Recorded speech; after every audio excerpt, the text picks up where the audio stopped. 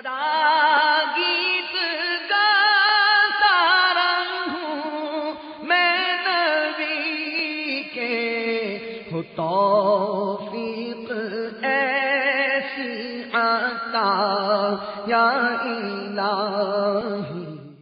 الحمدللہ رب العالمین، والصلاة والسلام على سید المرسلین، اما بعد فاعوذ باللہ من الشیطان الرجیم، بسم اللہ الرحمن الرحیم، الصلاة والسلام علیک یا رسول اللہ وعلى آلك وأصحابك يا حبيب الله، الصلاة والسلام عليك يا نبي الله وعلى آلك وأصحابك يا نور الله، صلوا على الحبيب صلى الله تعالى على محمد۔ آپ تو بابا بیٹھتے ہی اسلحہ سجا لیتے ہو بابا، غیبت کا خلاف۔ میں نے ایک تو پکا اسلحہ رکھا ہوا ہے نا چھپا کے، نہیں سجا بھی لیتے ہو رکھتے بھی ہو، دو پنوں سے پیک کیا اس کو۔ ہم لوگ کا کیا کرے، کیا ابھی ہم سمجھ مفدو تو شاید تھوڑی دیر کے لیے پہن لیں گے، ابھی آج لگتا ہے زیادہ ہوں گے بابا اسلحے والے۔ آپ ایسا کرو نعرہ تو لگا دو۔ نعرہ لگا دو، اب اسلحہ نہیں ہوگا تو بھی ہم مقابلہ کہاں سے کریں گے بابا؟ انشاءاللہ نعرہ لگا دو تو یہ ادھر سے بھی انشاءاللہ چوکن اگر ہو سکتا ہے آ جائے۔ غیبت کے خلاف جنگ جاری رہے گی، نہ غیبت کریں گے نہ غیبت سنیں گے انشاءاللہ۔ محبتوں کے چغل خور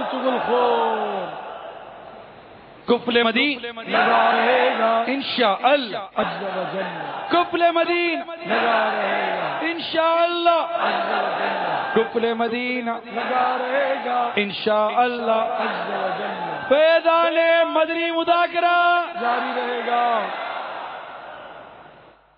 رمضان المبارک 1431 سنہ ہجری کی آج 5ویں تراویح پڑھ کر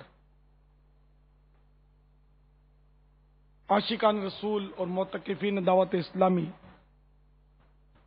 اسلامی کے عالمی مدنی مرکز فیضان مدینہ میں مدنی مذاکرے کے اندر تشریف فرما ہے۔ آپ سوالات کیجئے، ہر سوال کا جواب اور وہ بھی ثواب دے پاؤں یہ ضروری نہیں، اگر بھول کرتا پائیں تو فوراً میری اصلاح فرمائیں، مجھے آئیں بائیں شائیں کرتا،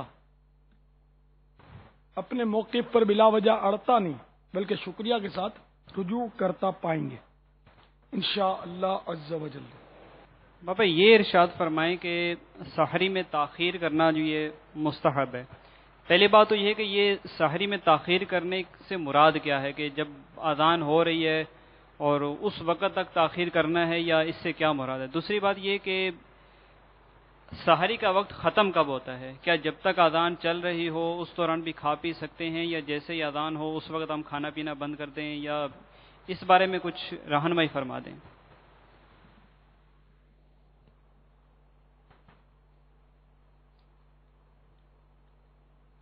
دعوت اسلامی کے اشاعتی ادارے مکتبۃ المدینہ کی مطبوعہ فیضان سنت جلد اول صفحہ نمبر 1004 پر تحریر ہے، سحری میں تاخیر کرنا مستحب ہے اور دیر سے سحری کرنے میں زیادہ ثواب ملتا ہے، مگر یہ ذہن میں رکھیں ثواب جبھی ملے گا جب نیت ہو کہ دیر سے اس لیے کی کہ میں دیر سے کروں گا تاکہ مجھے ثواب زیادہ ملے، مگر اتنی تاخیر بھی نہ کی جائے کہ صبح صادق کا شبہ ہونے لگے۔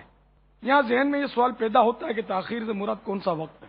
مفسر شہیر حکیم الامت حضرت مفتی احمد یار خان علیہ رحمت الحنان تفسیر نعیمی میں فرماتے ہیں کہ اس سے مراد رات کا چھٹا حصہ ہے۔ پھر سوال ذہن میں ابھرا کہ رات کا چھٹا حصہ کیسے معلوم کیا جائے؟ اس کا جواب یہ ہے کہ غروب آفتاب سے لے کر صبح صادق تک رات کہلاتی ہے۔ مثلا کسی دن 7 بجے شام کو سورج غروب ہو اور پھر 4 بجے صبح صادق ہو، تو اس طرح غروب آفتاب سے لے کر صبح صادق تک جو 9 گھنٹے کا وقفہ گزرا وہ رات کہلایا۔ اب رات کے ان 9 گھنٹوں کے برابر 6 حصے کر دیجئے، ہر حصہ 1.5 گھنٹے کا ہوا۔ اب رات کے آخری 1.5 گھنٹے کے دوران صبح صادق سے پہلے جب بھی سحری کی وہ تاخیر سے سحری کرنا ہوا۔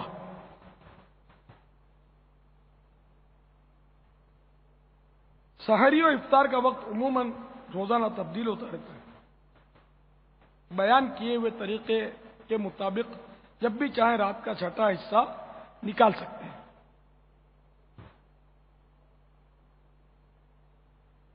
اگر سحری کر لی اور روزے کی نیت بھی کر لی، بلکہ عوامی اصطلاح میں روزہ بند بھی کر لیا، پھر بھی بقیہ رات میں جب چاہیں کھا پی سکتے ہیں، نئی نیت کی حاجت نہیں۔ سحری میں اتنی بھی تاخیر نہ کر دیں کہ صبح صادق کا شک ہونے لگے، بلکہ بعض لوگ تو صبح صادق کے بعد فجر کی اذانیں ہو رہی ہوتی ہیں مگر کھاتے پیتے رہتے ہیں، اور کان لگا کر سنتے ہیں کہ ابھی فلاں مسجد کی اذان ختم نہیں ہوئی، یا وہ سنو دور سے اذان کی آواز آ رہی ہے، اور یوں کچھ نہ کچھ کھا لیتے ہیں۔ اگر کھاتے نہیں تو پانی پی کر اپنی اصطلاح میں روزہ بند ضرور کرتے ہیں۔ اس طرح روزہ بند تو کیا کریں گے، روزے کو بالکل ہی کھلا چھوڑ دیتے ہیں، اور یوں ان کا روزہ ہوتا ہی نہیں، تو سارا دن بھوک پیاس کے سوا کچھ ہاتھ آتا نہیں۔ روزہ بند کرنے کا تعلق اذان فجر سے نہیں، صبح صادق سے پہلے کھانا پینا بند کرنا ضروری ہے۔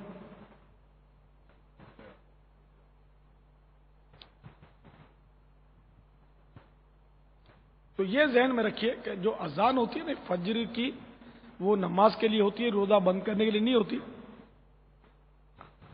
ہاں بالفرض اگر کسی نے اذان ہی جلدی دے دی اور اس اذان کے بعد کسی نے کھایا جس کو معلوم ہے کہ ابھی تو صبح صادق نہیں ہوئی، وقت باقی ہے، تو حرج نہیں ہے، لیکن ایسا ہوتا کم ہے، کیونکہ یہ طے ہے کہ اذان دینی ہے نماز فجر کے لیے، روزہ بند کرنے کے لیے۔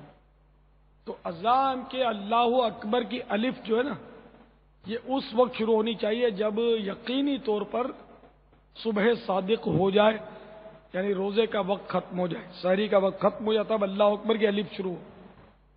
تو اس لیے جو بھی اذان فجر کے لیے فجر کے وقت میں شروع ہوئی تو اس پر کسی نے کھایا یا پیا تو اس کا روزہ نہیں ہوگا۔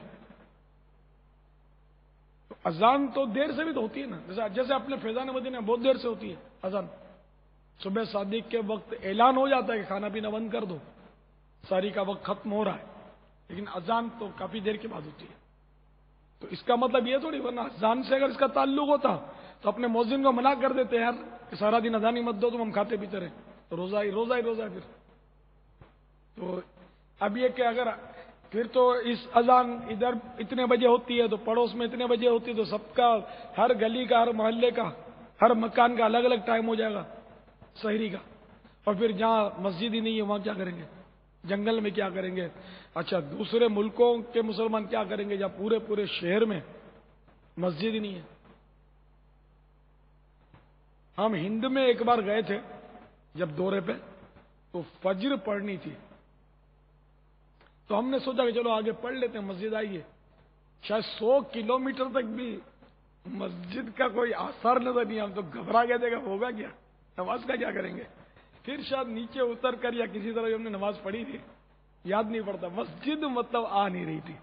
ہند کی بات کرتا ہوں جہاں پاکستان سے زیادہ مسلمانوں کی آبادی ہے، اب بھی ہند بہت بڑا ملک ہے، یعنی ہم سے زیادہ، پاکستان سے زیادہ کہتے ہیں وہاں آبادی ہے ہند مسلمانوں کی، کفار تو بہت زیادہ ہے، اکثریت انہی کی ہے، مسلمان بھی اتنے ہیں، لیکن نہیں آ رہی تھی مسجد۔ خیر ہم روڈ پہ جا رہے تھے، اب روڈ پہ ہی مسجد ہونا ضروری نہیں ہے نا، تو اندر کہیں ہو تو اب اس کو ڈھونڈنے جاتے، سورج بھی نکل آئے، اس لیے وہ باغم باغ کے اور کہیں آثار نظر آئے آبادی